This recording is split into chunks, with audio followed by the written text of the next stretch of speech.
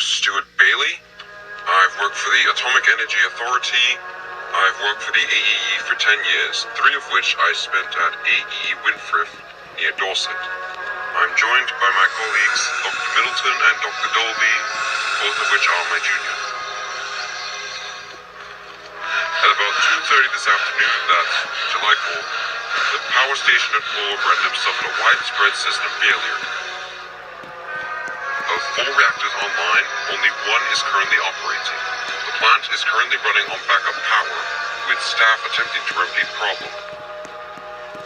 The amount of radiation vented, or if radiation has been vented at all, is currently unknown.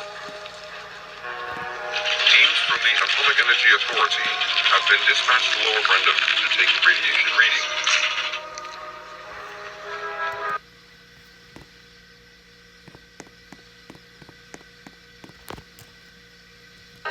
Sadly, earlier this afternoon, Dennis was dispatched to the plant to collect a goods train headed to Timoth Hall. From the information we know, Dennis is presumed to be dead until further notice. We urge the citizens of Western Soto to stay in their homes until the state of emergency is lifted or an order to evacuate is given. Thank you.